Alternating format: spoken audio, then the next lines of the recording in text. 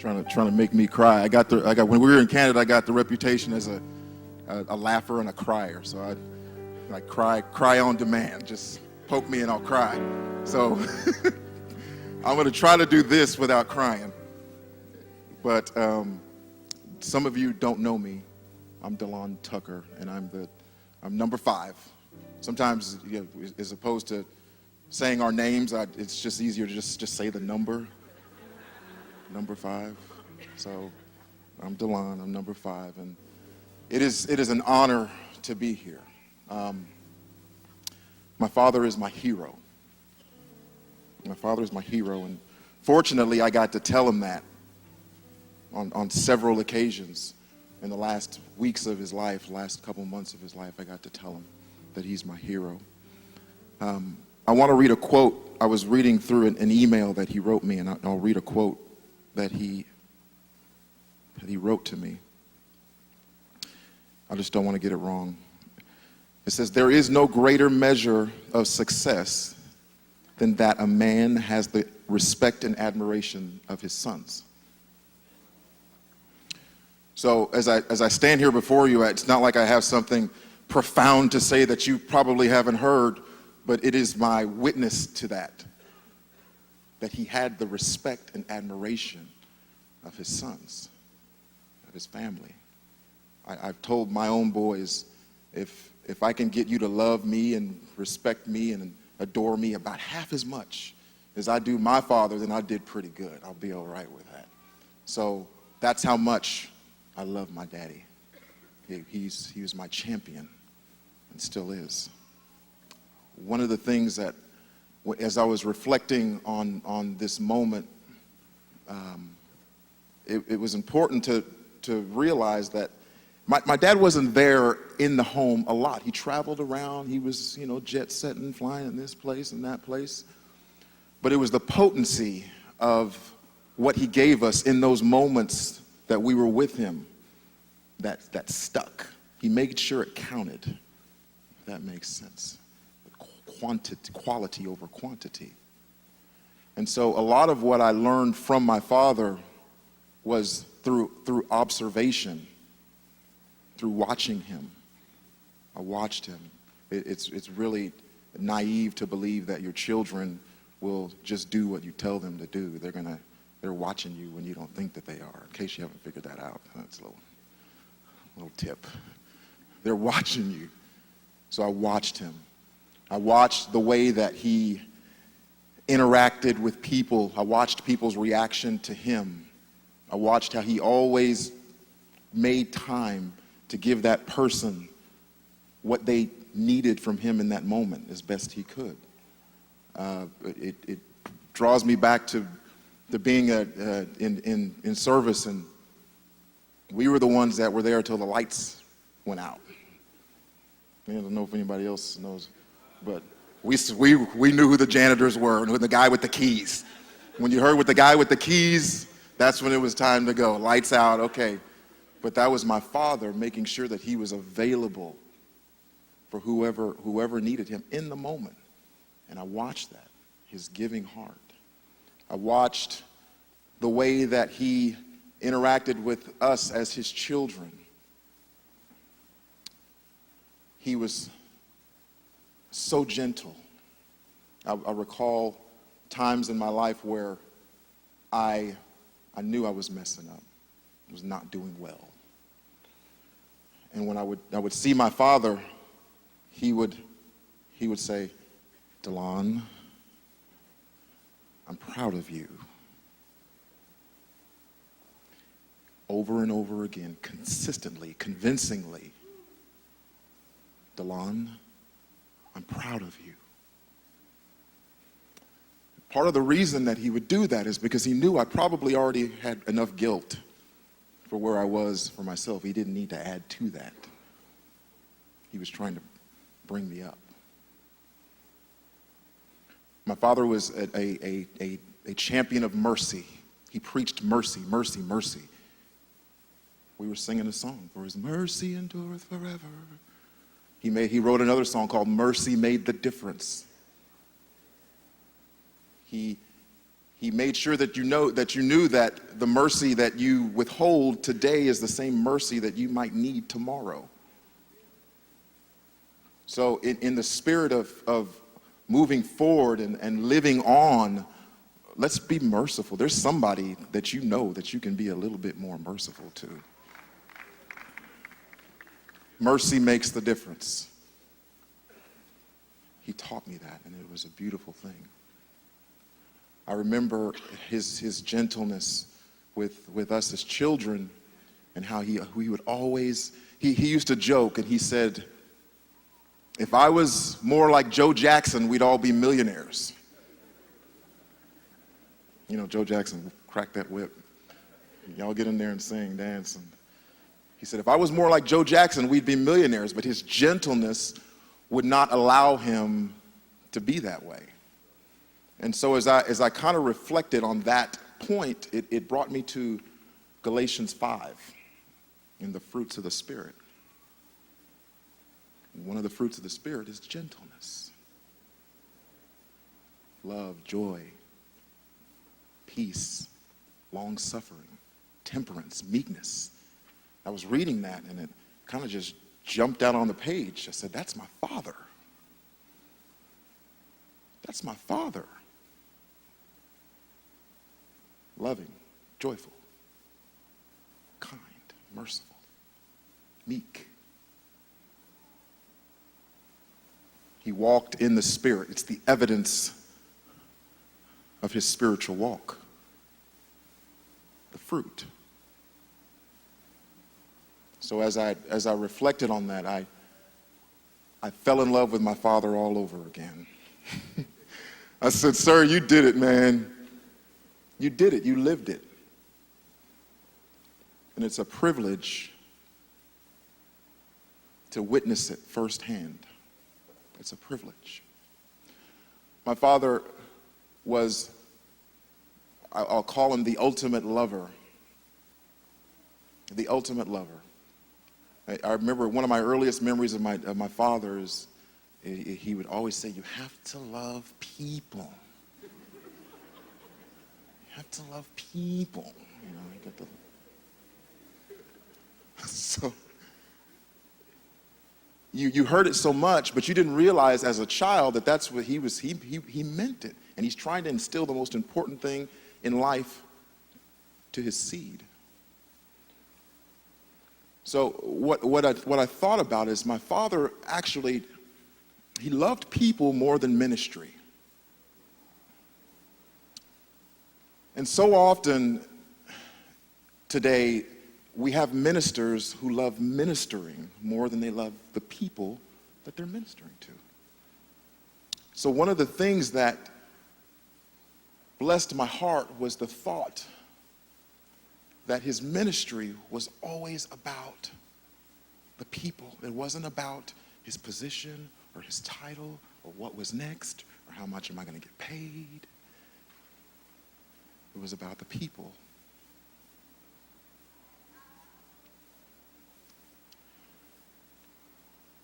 He loved through his music. His music expressed his love. His music was upward. Is that the right term, Aunt Terry? Is that upward? He's pointing up. So much of our music today, especially in churches, we're talking about our own personal experiences and, you know, this trial, and it gets watered down with so much of us. It's like, I don't want to talk about you. I want to talk about him. You're not the answer. He's the answer. And so you've heard it today. He's talking about him.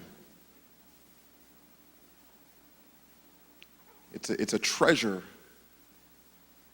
to have that instilled in you to where you know what's the authentic and what's the counterfeit.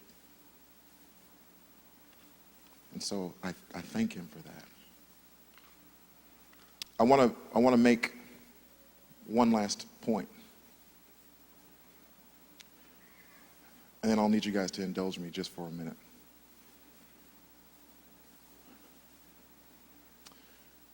My father did not leave me a bunch of money.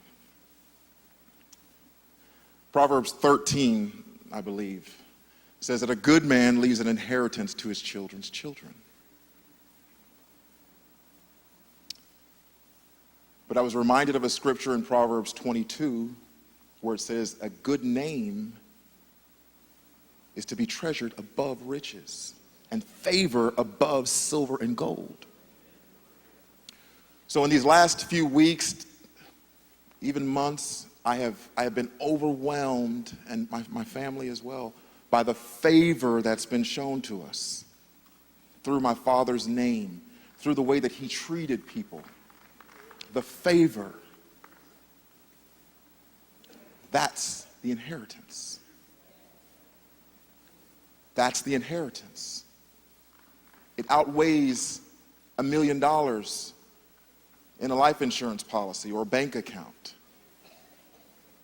I want his grandchildren to know that you're rich. You're rich. He left you his name. He left you his favor.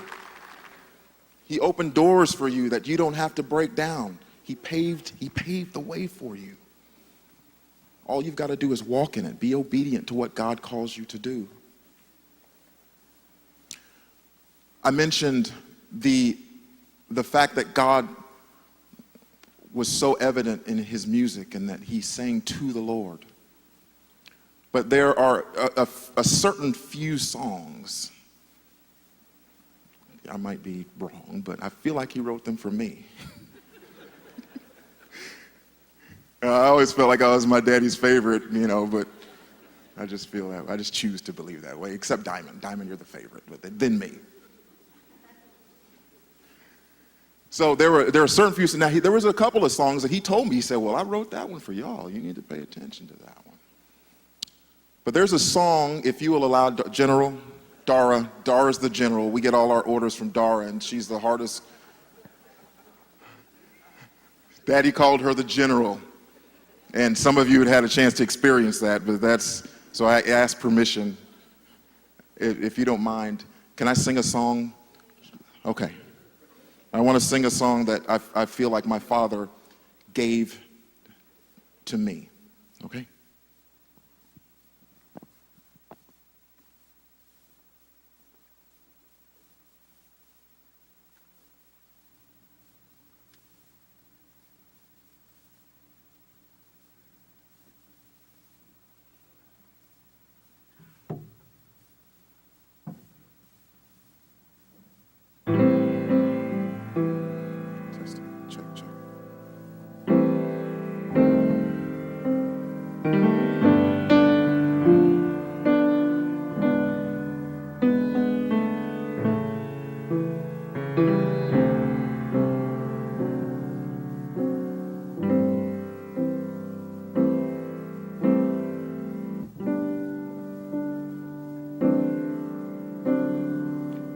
Sometimes you must pull on the reins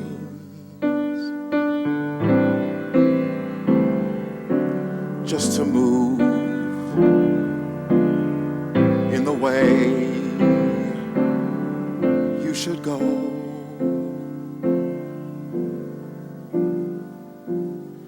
We all know God only gives his best, and concerning his promise he's not slow. But still there is time and judgment on the earth. The will of men living in carnality. So be harmless as a dove, wise as a serpent. Keep your foundation as sure as can be. Better the poor man who walks in his integrity than the rich man who's reprobate in his way. So never envy those who work iniquity, who seem to prosper, but from the truth they have strayed. Forever keep your eyes upon Jesus. He has begun a good work in you, and he will complete. He's the author and the finisher. He's the Alpha, Omega, A to Z.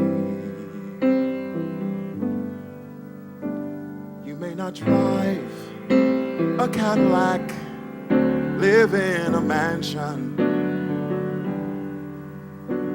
but is the lifestyle that you're living right for you? You may not eat with presidents or with officials, but can the friends you call your own confide in you?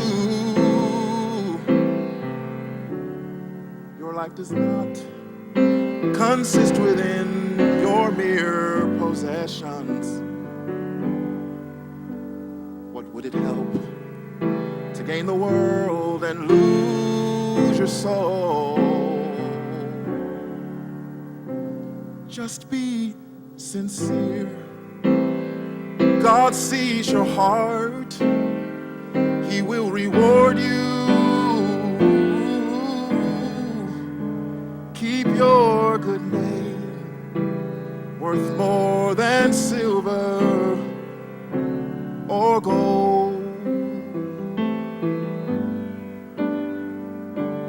You may not drive a Cadillac, live in a mansion, but is the lifestyle that you're living right for you?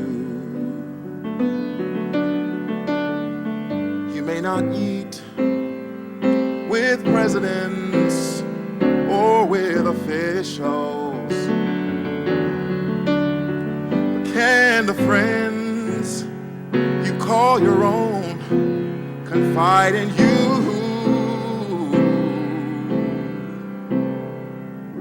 Your life does not consist within your mere possessions.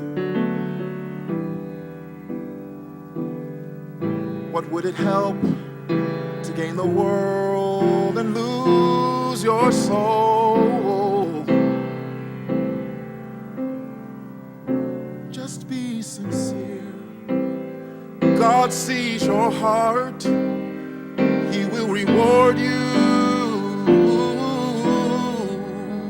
Keep your good name, worth more than silver or gold. Oh, keep your good name, worth more than silver or gold.